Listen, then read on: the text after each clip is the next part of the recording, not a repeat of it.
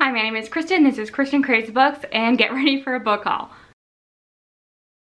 So I think it's been a couple months since I did a book haul, probably mid-September. I don't have too many books here, but enough that I thought I should do a haul because I hate having them all piled up. And I probably won't do another one until after Christmas, maybe in the new year, so we will see about that. But a lot of these, a few of them I have read, some have been sent from publishers. A couple I'm reading now actually, they're on my November TBR. Some Christmassy ones, some Fairy Loot ones, a special edition, so we got a lot to go through here. So I think I will start with the 5 books that I got from publishers. So first is one that I've already read, but I haven't talked about on the channel. I think I talked about it in an anticipated releases video, but I have since read it. I will talk about it more when I do a wrap up, but I really enjoyed this. If you've been on my channel for the last couple months, you know that I'm on a journey with thrillers. They just haven't really worked for me this year, and I'm trying to figure out where my sweet spot is with thrillers, as I'm doing with a lot of genres right now, to be honest with you. But this one is Anywhere You Run by Wanda M. Morris. And Wanda M. Morris wrote All Her Little Secrets, something secrets, yeah, All Her Little Secrets. And that was her debut, and I think it came out last year, and it got a lot of buzz, and people really, really liked it. And this is her sophomore novel, and from what I've been told, a character from the first book is in this book. It's kind of like her prequel, but it's not, they're not really companion novels. It's not a series or anything like that, so you can definitely read this as a standalone. And I don't even know which character appears in All Her Little Secrets, so that'll be a surprise for me. And I think that if you go into this thinking it is your standard thriller, you might be disappointed. This is historical suspense. So we're following these 2 sisters, and they are Black. They live in, is it Mississippi? Yeah, Mississippi during Jim Crow era. So you can imagine what happens to them at that time and why they might be on the run. One, actually, trigger warnings here, she is assaulted and she ends up killing her assaulter and then goes on the run because he was a white man. So she just knew that she wouldn't get fair treatment, so she ran after that. And the other sister is unmarried and pregnant, and again, this is the 60s, so she moves up north with a man who is quite abusive and is not the baby's father, but she figures that is the best situation she can find herself in at this point. So it's really their stories, dual perspective. We also get a perspective of somebody who is looking for the one that killed her assaulter. So we get his motivations as well. I thought that was really fascinating.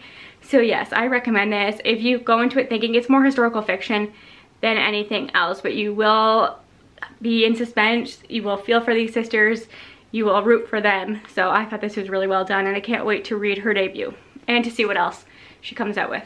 You know what happens to you whenever I do these book hauls and I've read the books? It becomes a wrap up. I can't stop myself. I just want to talk about the books that I read and put them on your radar. So next one is one that I haven't read, but I want to because I am in a cozy mystery era, and I think that St. Martin's Press knows that because they keep sending me cozy mysteries and I love them for it. This is going to be something that I will curl up with in December, probably around Christmas time or in between Christmas and New Year's, we will see.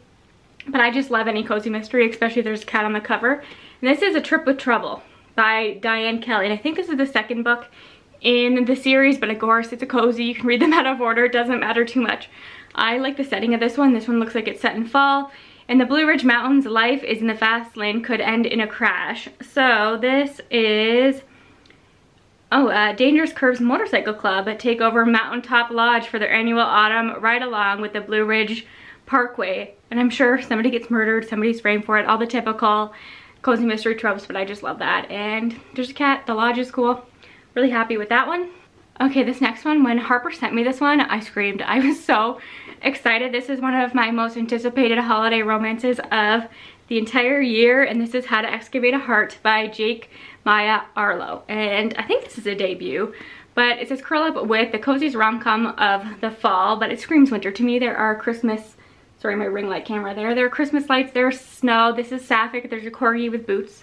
I'm just so excited for this, and I think this is out now, or it comes out sometime in November, but I'm saving it to read in December. I'll probably vlog the experience, and I think that this might be a second chance romance. I think their exes, enemies to lovers, they end up snowed in together on Christmas Eve, which you know is a trope that I love. Anything where you're forced proximity, that is one of the best tropes in romance. And also I think these characters are Jewish, so that's fantastic. I I've heard great things. I know I'm gonna love this, so I'm really excited. And I've realized that a lot of books coming out next year have corgis on it too, so I don't know, I just love books with corgis on the cover, so I'm gonna love this. I just know it.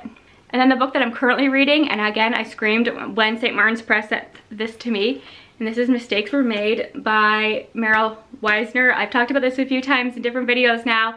I'm currently reading this. Starts off super, super steamy. It is sapphic, it is an age gap, it is my best friend's mother. So we're following a main character who is in college, and it's family weekend at her university, and she's trying to get away from that because she's obviously doesn't have a close relationship with her family. She meets a woman in a bar, finds out that woman is actually her best friend's mom. So that is the story there, and I'm having a great time with this. They sent me the matching bookmark, which I just thought was great. And the best part, I've never had this happen with a book from a publisher before.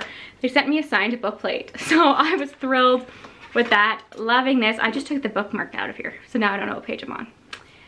Yeah, but anyways, I'll figure it out. But yes, I am really, really enjoying that. So look out for a wrap up on that soon. And then this last one again is from St. Martin's Press. This is actually Minotaur Books, but it's all under the same umbrella. They are so nice to me. And this is A Death in Tokyo by Kigo Higashino. And I think this is a very popular author in Asia. And this has been translated from Japanese to English. And I think this is like the 9th book in this series, but it's like a crime series, so I doubt that it matters. This author wrote The Devotion of Suspect X, if you recognize that name, because I know that book was pretty popular. And this is just crime fiction. I think somebody is found murdered under one of these statues, and it's just following our main character. It's like a serial crime novel, so you're following the detective and uncovering everything that happened there. But again, trying to figure out what I like in thrillers. I tend to like all of the Japanese translated fiction that I have read. I don't know that I've read one that is a thriller, so that could be interesting. So again, another one to help me on my journey with thrillers. I'm really looking forward to it. And then moving on to the ones that I bought. First is Hench. You've seen this before because it's on my November TBR for Once Upon a Book Club, or Once Upon a Readathon, sorry. It is the last book because you have to read everything in order. This is the last book. I'm really hoping I get to it because I'm trying to do nonfiction as well throughout there, so we'll see. But I really want to read this. Hench by Natalie Zena Walshotz, and yeah, Sarah from the channel Brighton Bookish loves this. It's like a villain origin story. Our main character works for villains. I think she does like admin work, and she somehow gets wrapped up in this event where she's really gravely injured and people around her are killed, and it is the fault of the superhero, so she becomes vengeful. I think that's going to be a really good story. I really hope I can get to it this month. Then I have two cozies here in the same series, In a Company of Witches. These are by Orly Wallace, and this is an Evanfall Witches B&B mystery. There are only 2 books out right now, so this was part of the Cozy Hollow book club. It was their first book choice, and I really, really love this. It is witches set at a B&B. Our main character's husband dies, and she moves back in with her aunts. And through her grief, she really has a complicated relationship with her magic. And her magic is that she can speak to ghosts, and she's just not able to do that right now. And a guest dies at the B&B, and her aunt is framed for it or is a suspect, and she's determined to find the real killer. So that is the first book. And then of course I had to go out and buy the second one, and I'll probably read this in December. We will see. I'm still working out my TBR for the Reindeer Readathon, but there's a potential that I can fit this on there, even though I think that this is set in the spring. I don't really care that much. I just love a cozy anytime. And in the first book, this crow was a big character, one of my favorite characters, so I'm hoping that he's featured a lot in this one. I don't know where the story is gonna go from here, but I love it. Of course, it's the time of year where I am trying to collect all my holiday romances, so I have 2 here. First is A Merry Little Meet Cute by Julie Murphy and Sierra Simone. You've probably seen this everywhere. It's getting a lot of buzz because these 2 authors could not be more different in the types of books they write. Julie Murphy, who I love, writes YA contemporary, and Sierra Simone writes steamy erotic romances. But I watched an interview of them. They did like a virtual event for HarperCollins and HarperCollins Canada, and the way that they interact is so much fun. You can tell they are such good friends, and I hope some of that energy comes through in this book. And I think they both wrote different characters and compared notes. So I just thought the process was interesting. This follows a main character who is an X-rated movie star who somehow ends up casted in a Hallmark-like Christmas movie and has a romance with the hero in the movie. So I think this is gonna be really cute. I think Julie Murphy said there's a strip club in here called the North Pole. I don't know, I think I'm gonna have such a good time with that one. This next one I kind of bought on a whim. I saw it for a good price, loved the cover, liked the title. I didn't realize it was YA when I bought it, but I can still really like it. The cheesier the better at Christmas time, right? So this is Talk Santa to Me by Linda Urban. I don't know what this is about. There is a guy in a buffalo checked carrying a Christmas tree. She's got a bunch of presents in a Christmassy outfit. I think her name is Frankincense, which is just hilarious. I think this one really, really leans into the Christmas tropes and is very, very Christmassy, so I could be down for that. Cheesier the better, as I said. It's a quick read, so I will get to that one. Had to buy it, couldn't resist. And then last but not least, for the books that I bought, Black Sun by Rebecca Roanhorse. We are reading this in November for the Book Checkout Book Club, and our discussion is on December 11th on Maria's channel. Maria might read that. When we announced that this was going to be the book, we got a mixed reaction, which I think makes it more interesting to me. People who have read it, some people absolutely adore it, some people really did not.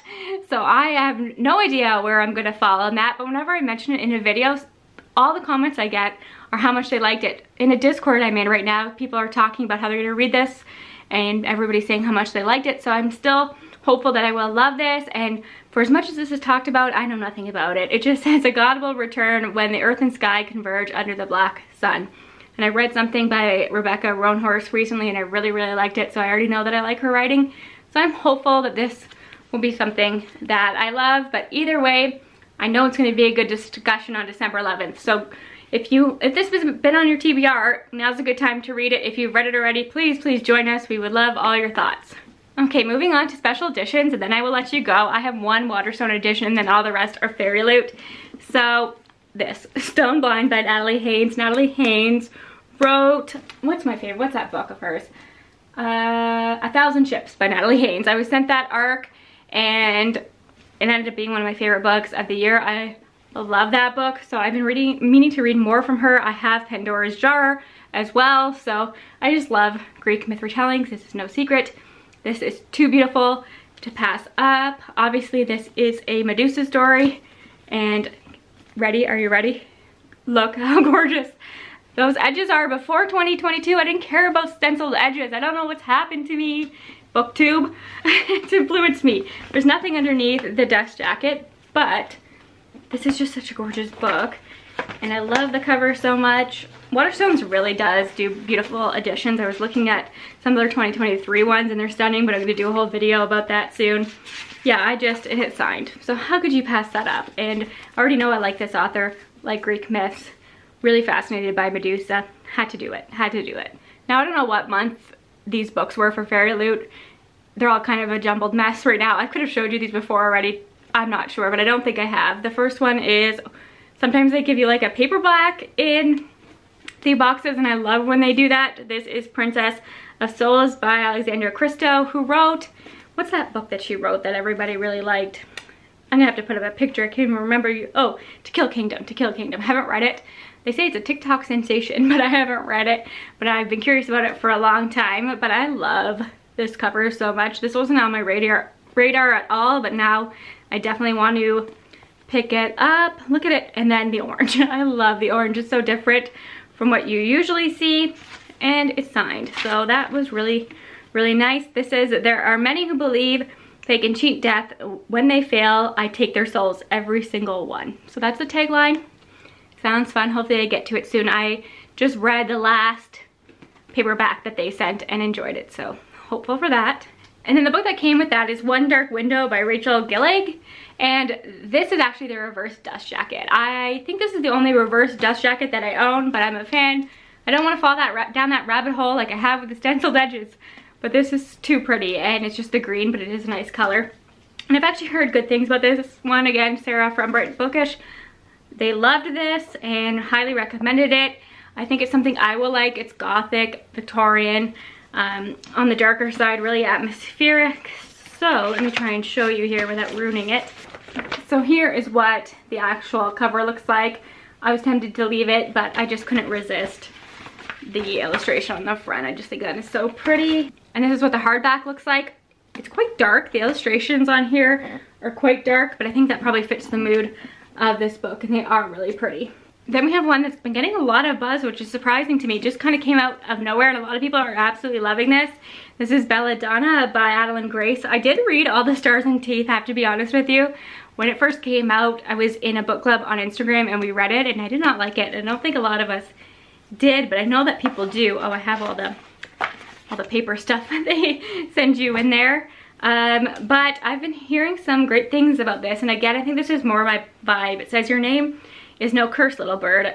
I just like the taste of it, and belladonna is like a poison, so I think this is following a girl who's kind of cursed. Everybody who comes into her care ends up dying, and she's sent to like a last resort, and the person that is her caregiver is sick, and death talks to her, and she's kind of has like a relationship with death, and then there's a stable hand. I think it's a love triangle, but look, so pretty. And then underneath, these are the end pages. They are just too gorgeous. I like the feel of this, I have to be honest, and I just like that it's the same underneath. I don't know why, that always appeals to me. Then on the back, so this just looks really, really good. I've been hearing some fantastic things, and I think this one's signed. It is.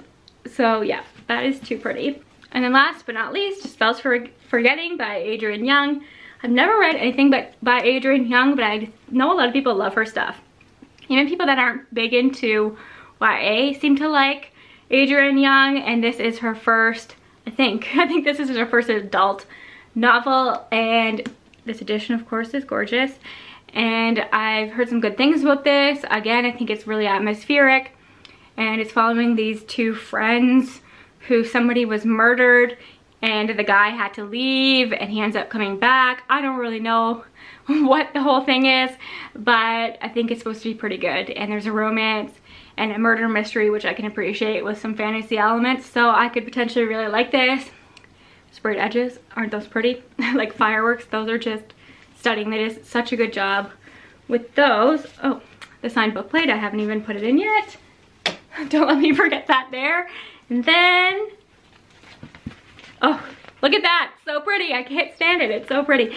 And then end pages, that is a vibe. Her with her book there. And let me see in the back. Oh, it's so moody. See, they're like looking over the sea at each other. That just tells you everything you need to know about this. There's gonna be some pining in here, you know that. So those are all the books that I've hauled over the last couple of months. I hope you enjoyed this. Let me know if you read any of these. I need to get on all these fairy loots because I'm determined not to fall behind. I've read 3 this month already. I need to catch up. So I will talk to you again soon. Thanks for your support. Bye for now.